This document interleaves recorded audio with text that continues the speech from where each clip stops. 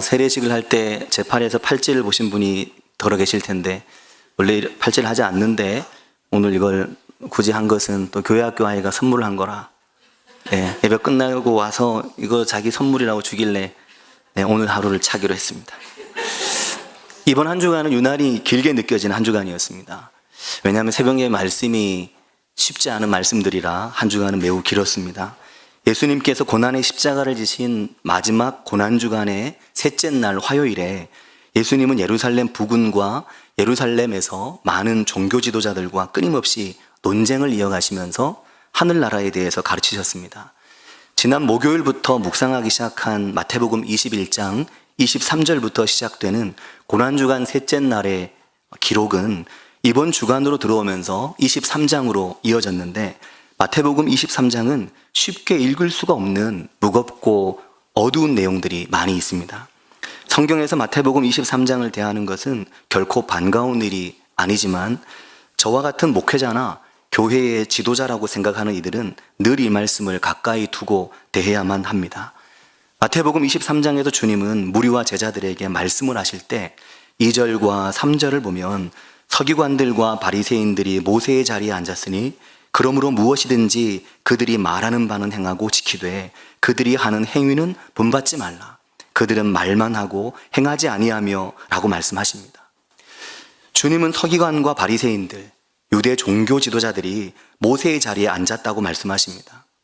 그들이 하나님의 말씀인 율법을 가르치는 중요한 자리에 앉아 있는데, 그들이 말하는 것은 행하고 지키되 그들이 하는 행위는 절대 본받지 말라고 말씀하십니다.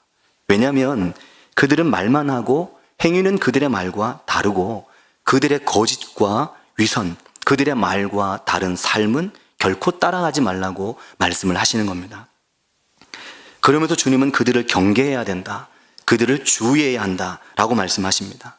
왜 그들을 주의해야 하는가 하면 마태복음 23장 4절과 5절 말씀에 보면, 또 무거운 짐을 묶어 사람의 어깨에 지우되 자기는 이것을 한 손가락으로도 옮기려 하지 아니하며 그들의 모든 행위를 사람에게 보이고자 하기 때문이다 라는 것입니다. 그들의 행위에 진정성이 전혀 없고 이 신앙의 중요한 책무를 소홀히 하고 그 말씀의 중요한 진리를 정작 그들은 한 손가락으로도 움직이려 하지 아니하고 오직 그들의 행위가 사람에게 보이기 위한 것뿐이기 때문이다 라는 겁니다. 주님은 율법 교사들, 바리새인들, 서기관들, 그들을 너무나 싫어하셨습니다. 주님이 누굴 이렇게 싫어하신 적이 없습니다. 주님이 아무리 심각한 죄를 저지른 죄인이라 해도 주님은 용납하시고 기본적으로 받아주셨습니다. 주님은 수많은 민중의 돈을 괄치하고 유대인들에게 매국노로 손가락질을 당하며 끊임없이 개인적인 부를 끌어모았던 세리들을 향해서도 굉장히 자비로운 분이었습니다. 삭개오를 받아주시고 창기로 사회의 가장 밑바닥을 전전긍긍하는 망가진 인생을 살아가는 사람들도 다 받아주셨습니다. 가늠하다 현장에서 잡힌 여인을 향해서도 나도 너를 정죄하지 않을 테니 가서 다시는 이와 같은 죄를 짓지 마라 라고 말씀하시면서 그를 따뜻하게 돌려보내셨습니다. 고난의 십자가를 앞에 둔 주님을 찾아와서 주님께 말할 수 없는 사랑을 표현했던 대부분의 사람들은 하나같이 죄인이요, 하나같이 사회적으로 사람 취급받지 못하던 사람들이었습니다. 그런데 주님은 그들과 함께 먹고 함께 마시고 그들과 함께 하신 겁니다. 그러면서 주님은 내가 의인을 위해 온 게 아니라 내가 죄인을 찾아 구원하기 위해 왔다. 건강하다면 의사가 무슨 쓸데가 있겠느냐. 병든 자에게라야 쓸데 있다. 이게 주님의 말씀이었습니다. 그런데 주님께서 유일하게 말할 수 없이 분노하시고 증오를 표현하시는 대상들이 바로 종교 지도자들이었습니다. 바리새인들, 율법 교사들, 서기관들, 제사장들, 이들을 향해 주님은 마태복음 23장 33절에 보면 뱀들아 독사의 새끼들아 라고 말씀하십니다. 성경에서 가장 강한 표현으로 이 뱀들아, 이 독사의 새끼들아, 너희가 어떻게 지옥의 판결을 면하겠느냐, 너희가 어떻게 지옥의 판결을 피하겠느냐 하시는 겁니다. 사랑하는 성도 여러분, 주님께서 왜 이토록 바리새인과 서기관들, 종교 지도자들, 교회의 중요한 역할을 맡고 있는 이들을 향해 진노와 화를 쏟아내실까? 그 이유는 그들이 성전이 성전되지 못하게 하고 교회가 교회되지 못하게 하고 있기 때문입니다. 교회를 교회되지 못하게 하는 이들이 다른 이들이 아니라 교회를 교회되게 해야 되는 가장 중요한 역할을 맡은 그들이 도리어 교회를 교회되지 못하게 하고 성전을 성전되지 못하기 때문에 하기 때문에 주님이 그들을 향해 분노를 쏟아내시는 것입니다. 교회는 잃어버린 영혼을 찾아 구원하신 곳이고 잃어버린 양 한 마리를 찾고 구해야 하는 것이 교회인데 교회가 그 역할을 제대로 감당하지 못하고 교회가 그 역할을 제대로 감당할 수 없도록 교회의 지도자들이 하나님의 말씀에 제대로 서지 않아서 말씀도 모르고 그 말씀을 제대로 가르치지도 않고 그 말씀을 자신들의 삶을 통해 살아가지도 않고 자신들은 정작 살지도 않는 하나님의 말씀의 가르침들을 성도들에게는 이렇게 살아라라고 말하는, 자신들은 한순가락도 움직이려고 하지 않으면서 율법의 무거운 짐을 묶어서 사람들의 어깨 위에 지워주는 그것 때문에 주님이 그들을 매우 싫어하시는 것입니다. 가끔 교회 남성분들이 세금에 대한 이야기를 하실 때가 있습니다. 세금이 너무 많다는 거죠. 한 해 벌어서 세금 내고 나면 남는 게 없다는 겁니다. 하루 종일 피땀 흘려 일하고 돈 버는데 그걸 다 세금 내고 나면 너무 힘들다는 겁니다. 그래서 대한민국은 자영업자들이 먹어 살린다, 이런 말도 나오는 거죠. 그런데 정작 그렇게 세금을 내도 내가 이걸 기쁘게 낼 수 있으면 괜찮은데 정작 그 세금을 내야 되는 사람들은 내지 않으려고 하고 정작 사회의 지도층들은 세금을 어떻게든 안 내려고 온갖 부정을 일삼고 심지어 법안을 만들어서 보호받으려고 하기까지 하니까 세금을 내는 게 너무 더 힘들게 느껴지는 거죠. 그런데 교회도 성전도 마찬가지입니다. 하나님의 말씀을 제대로 이해하고 그 말씀을 제대로 가르치고 그 말씀을 그들 자신들도 삶에서 실천하면서 살고 자신들이 살아가는 말씀을, 또 그 말씀이 설령 지금은 내게 짐이 되더라도 그 짐이 내 어깨에도 있으니 당신 어깨에도 이 짐을 지고 같이 갑시다 라고 말하면 괜찮은 거죠. 그러면 짐을 지고 갈 수가 있는 건데 그 짐을 너희들만 져라, 그게 십자가다, 이렇게 말하니까 바보도 아니고 이 짐은 우리가 자유하는 짐이 되지 못하고 그리스도 예수의 십자가는 내게 자유하는 살 짐이 되는데 이 율법의 무거운 짐을 지고 고통받는 겁니다. 오늘 본문이 말씀합니다. 주님이 탄식하시는 거죠. 37절에 보면 예루살렘아 예루살렘아 선지자들을 죽이고 내게 파송된 자들을 돌로 치는 자요, 암탉이 그 새끼를 날개 아래에 모음같이 내가 내 자녀를 모으려 한 일이 몇 번이더냐, 그러나 너희가 원하지 아니하였도다. 이게 주님의 말씀인데 여기 보면 내가 내 자녀를 모으려 한 일이 몇 번이더냐라고 말할 때 그 내 자녀가 내 자녀가 아니고 내 자녀입니다. 너희들에게 주님이 자녀로 맡긴 건데, 너희들을 목자로 세우고 맡긴 건데 너희들이 그 자녀들을 똑바로 돌보질 않아서 내가 그 자녀들을 내가 모으려고 했는 게 몇 번이냐, 그런데 그것조차 너희들이 원하지 않는다라는 겁니다. 내 자녀도 아니고 내 자녀인데 말입니다. 그러니까 아버지의 심정이 주님으로 하여금 폭발적인 분노를 느끼게 만드시는 거죠. 그러니 주님께서 이 뱀들아 독사의 새끼들아 하시는 겁니다. 주님의 탄식이 여기에 있습니다. 교회가 그 새끼를 모으고 성전이 그 잃어버린 자들을 불러 모으는 것, 그것은 마치 암탉이 그 새끼를 날개 아래로 모으려 하듯이 어미닭의 마음이 곧 주님의 마음인데 너희가 그것을 원치 않으니 교회와 성전의 목적과 의미는 사라지고 성전에서 기도하고 성전에서 찬양하고 예배하면서 성전에서 말씀을 배우고 그 말씀의 힘으로 세상을 살아내고 이겨야 되는데 이게 안 되도록 철저하게 성전과 교회를 왜곡시키고 있으니 주님이 분노하시는 것입니다. 사랑하는 성도 여러분, 마태복음 23장은 편한 말씀은 아니지만 하나님의 마음이, 그러니까 아버지의 심정이 담겨있는 말씀입니다. 주님은 잃어버린 자를 찾고 오늘 우리를 찾아오신 거죠. 교회 안에서 오늘 우리가 있고 교회를 통해 우리가 회복되고 교회를 통해 보살핌을 받도록 하기 위해 주님이 교회를 두신 것입니다. 그래도 주님은 당신이 교회의 머리라고 하셨고 이 교회가 그리스도의 몸된 교회라고 말씀을 하시는 겁니다. 주님의 몸된 교회에 성도들이 그 교회 안에서 잘 지내길 바라시는 거죠. 한동안 교회를 오실 수 없었던 김정희 권사님께서 요양원으로 다니시면서 벌써 꽤 오랜 시간이 지나셨는데 오늘 드디어 교회를 오셨습니다. 권사님께서 몸이 회복되셔서 교회를 오실 수가 있을까 걱정했는데 오셨어요.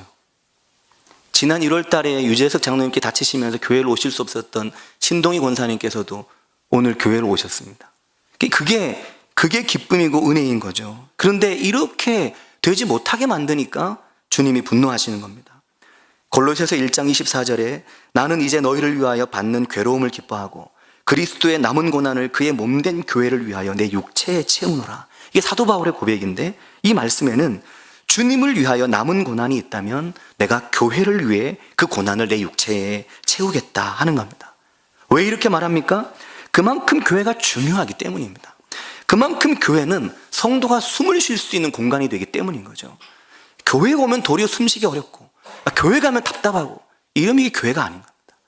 교회 오면 너무나 내가 기쁘고 행복하고 교회 오면 막 숨을 막 산소호흡기를 곳곳에 달아놓은 것 같고 그래서 O2 존 이렇게 써놓은 데 있잖아요. 산소 구역 그렇게 느낄 수 있는 것이 돼야 되는데 그게 안 되니 힘든 겁니다. 당장 죽을 듯이 힘들 때 숨이 답답할 때 당장 심폐소생을 받고 당장 죽을 듯이 힘든 인생길을 걸어가고 있을 때 곪고 아파 상처를 치료받을 수 있는 것이 어디입니까? 교회인 것입니다. 지난 캄보디아 단기 선교 때 예림이가 손가락을 유리에 베어서 살을 푹 떴거든요. 이걸 치료를 받았지만 흉이 많이 졌습니다. 근데 이 상처 그걸 이제 꿰매러 병원에 갔는데 병원에서 꿰매기 어려운 부분이라서 꿰맬 수 없으니까 살을 잘 덮어서 붕대로 압박해서 어쨌든 한국 갈 때까지 잘 드레싱을 해줘라 그렇게 얘기를 하고 한국에 와도 치료를 받아라 아마 흉이 좀 남을 거다 그 나중에 성형을 좀 해서 예쁘게 해줘라 그렇게 얘기를 했거든요. 근데 그 이틀이 지나서 이제 그 드레싱을 해야 되는데 저는 정말 그런 거 싫어하거든요. 이 드레싱 이런 거. 그 상처를 보는 것도 힘들고 바늘로 따는 것도 사실은 무서워서 못 하는데 그걸 할 사람이 저밖에 없는 겁니다. 아이들이 저를 불렀어요. 그렇다고 애들이 자기들이 하기도 무서운 거죠. 또 목사가 돼서 확 힘들다 무섭다 이렇게 할 수도 없으니까 엄청 많이 해본 것처럼 가서 걱정하지 마라 하면 속으로 엄청 떨리는데 지금 드레싱을 하는데 붕대를 뗄 수 없는 겁니다. 왜냐하면 이미 떨어진 살점이 붕대 피와 함께 응고가 돼서 살가 붙는 게 아니라 붕대에 붙어 있기 때문에 뗄수록 자꾸 살이 떨어지는 거죠. 그래서 떨어지는 살을 눌러가며 떼가며 눌러가며 거의 아마 한 4, 50분을 그걸 과산화수소를 부으면서 처치를 해서 결국 뗐는데 그걸 제가 하고 있으니 예림이가 얼마나 무서웠겠습니까? 무면허에. 근데 한번 생각을 해보십시오. 만약에 그 자리에 뭐 출장 간호사나 혹은 출장 의사나 있어서 누가 있으면 아마 훨씬 덜 무서웠을 거거든요. 교회는 그런 곳이다라는 거죠. 교회가 의사가 되고 교회가 병원이 되고 교회가 숨을 쉴 수 있는 곳이 돼야 되는데 그렇지 않으면 안 된다라는 거죠. 수원의 아주대학병원 로비에 들어가면 큰 사진을 여러 장 볼 수 있습니다. 그 사진들은 우리에게 아덴만 여명작전으로 잘 알려져 있는 2011년 1월에 소말리아 앞바다인 아덴만에서 우리나라의 해군 청해부대가 소말리아 해적들에게서 사모 주올리호를 극적으로 구출했던 그때 작전 이름이 아덴만 여명작전이었는데 그때 극적으로 구조된 총상을 입었지만 결국 아주대병원으로 후송돼서 살게 된 석혜균 선장의 치료 장면들을 다룬 사진들이 복도 로비에 게시되어 있습니다. 그때 석혜균 선장의 총상 치료를 맡았던 의사가 바로 이국종 의사 교수였습니다. 외과 의사인 이국종 교수는 대한민국의 중증 외상 의료 현실이 너무 암담하고 이 부분이 빨리 개선되지 않으면 수많은 환자들이 죽음을 겪게 되기 때문에 이 부분에 대한 해결이 필요하다는 얘기를 끊임없이 계속해서 하고 있습니다. 17년간 외과 의사로 일하면서 지역마다 중증 외상센터가 왜 필요한지, 우리나라의 의료 시스템이 선진국 수준의 의료 시스템이 되지 않으면 왜 안 되는지 이걸 끊임없이 역설했는데 그분이 쓴 책이 오늘 설교 제목인 골든 아워라고 하는 제목입니다. 그러면서 우리에게 골든 아워라는 말이 좀 더 피부에 와 닿게 된 경향이 있는 것 같습니다. 골든 아워라는 말은 사고를 당한 이후에 처음 의료적인 치료를 받을 때까지 소요되는 시간을 일컫는 말입니다. 사람이 큰 사고를 당했을 때, 높은 공사장에서 추락했을 때, 교통사고를 당해서 큰 외상을 입었을 때, 그때 최대한 빨리 의료진이 도착해서 의료적 처치를 할 때까지 걸리는 시간, 이 시간을 골든 아워라고 하는 거죠. 이 시간이 몇 초만 길어져도 사람은 죽거나 식물인간이 되거나 할 수 있기 때문에 이 짧은 시간에 어쨌든 사람을 살리려고, 이 골든 아워를 어쨌든 줄이려고 최선의 힘을 의사들이 다하는 거죠. 그걸 이국종 교수를 보면 많이 느낄 수가 있습니다. 저도 수원에 있을 때 아주대병원에 몇 번 주로 신방을 많이 가니까 가다 보면 한 번씩 헬기가 뜰 때가 있습니다. 그럼 어디에서 또 큰 사고 나서 가는구나 라고 느끼는 일들이 있었는데, 의사나 응급구조대원들이 얼마나 열심히 한 사람을 살리기 위한 노력을 하는지 그런 것들을 우리가 한 번씩 볼 때가 있습니다. 119에 전화를 하면 119는 전화를 연결시켜 놓은 상태에서 스피커폰으로 그 전화를 한 사람에게 환자를 그 즉시 심폐소생술이 필요하면 심폐소생을 계속해서 하게 합니다. 그리고 의사, 응급구조대원이 도착하고 병원으로 이송될까지 계속해서 전화를 오픈시켜 놓고 응급처치를 하고, 한 사람은 혈관을 찾고 한 사람은 상황을 의사와 계속해서 전화를 하면서 사람을 살리려고 하는 노력을 하는 거죠. 이런 것을 보면 우리나라의 119 구조 시스템은 참 많이 그래도 좋아졌다는 생각을 하게 됩니다. 골든아워 이국종 교수의 책의 85쪽에 이런 말이 있습니다. 열어두었던 복벽을 닫고 칼이 베고 들어간 상처 한쪽에 긴 배액관을 꽂았다. 다행히 중환자실에 빈자리가 나서 남자를 그곳으로 옮겼다. 수술은 끝났으나 치료는 다시 시작이었다. 현실은 영화와 다르다. 영화 속 주인공이 칼에 베이고 총에 맞아 피를 쏟아내면서 수술받은 다음 날이면 의식을 차리는 일은 현실에는 없다. 중증 외상 환자들에게 수술은 치료의 시작일 뿐 환자는 수술만으론 살아 돌아오지 못한다. 중환자실에서 수많은 인공 생명 유지 장치들과 약물들을 총동원해 집중 치료를 받아야만 하고 이 지난한 과정을 버텨내지 못하면 환자는 죽는다. 이렇게 쓰여 있습니다. 이걸 보면 교회를 생각해 볼 수 있는 거죠. 교회도 여러 가지 환경과 구조와 시스템, 또 사람들의 끈질긴 도움과 보살핌이 아니면 사실은 숨쉬기 어려운 성도들이 교회를 통해 회복을 경험하기란 어려운 거죠. 설교 한 번으로 기도 한 번 해주고 되는 일은 결코 아닌 것입니다. 147쪽에 이런 말이 있습니다. 피는 도로 위에 뿌려져 스몄다. 구조 구급대가 아무리 빨리 사고 현장으로 달려가도 환자는 살지 못했다. 응급구조대는 환자가 가야 할 병원을 선택하고 찾아야 하기 때문에 환자는 때로 가야 할 병원을 두고 가지 말아야 될 병원으로 옮겨졌고, 머물지 말아야 할 곳에서 받지 않아도 되는 검사들을 기다려야 했다. 그 후에도 다른 병원으로 옮겨지다 무의미한 침상에서 목숨이 사그라져 들었다. 그런 식으로 병원과 병원을 전전하다가 중증 외상센터로 오는 환자들의 이송 시간은 평균 245분. 그 사이에 살 수 있는 환자들이 죽어나갔다. 사지가 으스러지고 내장이 터져나간 환자에게 시간은 생명이다. 이렇게 쓰여 있습니다. 한 사람을 살리기 위해 의사와 병원의 노력이 얼마나 소중한가? 가지 않아야 될 병원으로 잘못 옮겨져서 결국 죽게 되는 환자, 받지 않아도 되는 검사를 받아야 된다고 검사를 기다리라고 해서 처치를 못해서 죽게 되는 환자, 성도의 삶도 마찬가지로 긴박하고 긴급한데, 교회를 잘못 만나서 이 교회 저 교회를 전전긍긍해야 된다면 비극인 거죠. 그게 누구 탓입니까? 교인 탓입니까? 교회 탓입니까? 교회 탓이죠. 교회 탓이고 목사 탓이고 중직자들 탓입니다. 그걸 누구에게 책임을 묻습니까? 본인들이 잘못하고 본인들이 좋은 교회를 만들지 못해서 교회 잘못 만났다가 인생을 망치게 되는 사람들을 보면서 그 누구 탓을 하겠습니까? 힘들고 지친 인생에게 정말 하나님의 치료와 하나님의 위로를 주기 위해 씨름은 못할 망정 그 길을 오히려 막고 천국 문을 닫고 자기들도 안 들어가면서 남도 못 들어가게 막고 있으면 주님이 분노하실 수밖에 없는 것입니다. 아프리카 케냐에서 선교 사역을 감당하는 이문미 선교사님이란 분이 있는데, 이분의 설교 영상을 이번 주간에 김용선 집사님께서 보내주셨습니다. 새벽 예배를 한동안 나오셨던 남사에서 일하시면서 오셨던 청량리 교회 안수 집사님, 김용선 집사님께서 그 영상을 너무나 은혜가 된다고 보내주셨는데, 그 영상의 내용이 이렇습니다.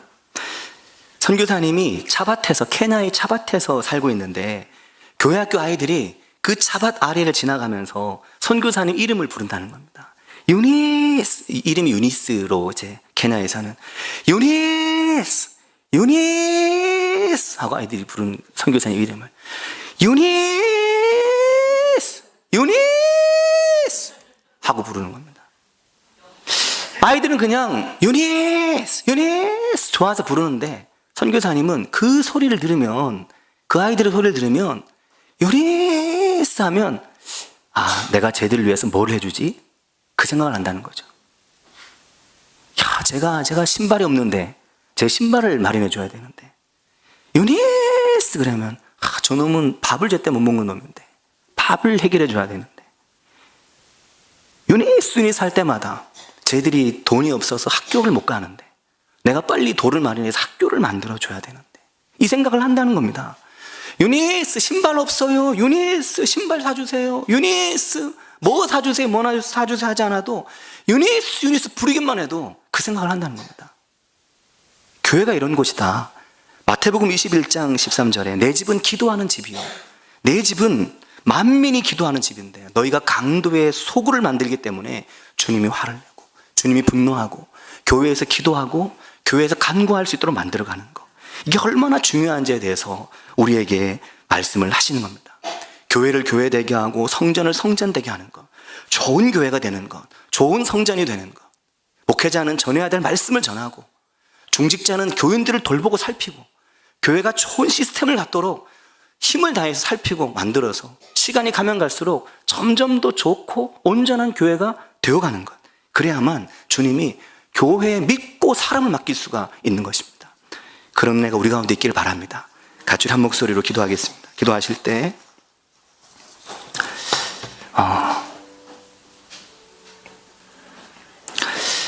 인생의 골든아워에서 살아가고 있는 성도들이 교회를 통해 회복을 느끼고 교회를 통해 기도할 마음이 생기고 하나님께 간구할 수 있는 교회, 주님 부를 수 있는 교회, 정말 주님 부르짖어 기도할 수 있는 교회, 그런 교회가 우리 교회가 될 수 있기를 위해서 기도해 주시고, 또 교회 때문에 상처받은 이들이 있다면 회복을 경험하고 목회자 때문에 상처받은 이들이 있다면 하나님의 위로를 받을 수 있기를 위해서 같이 한 목소리로 기도하겠습니다. 하나님 아버지,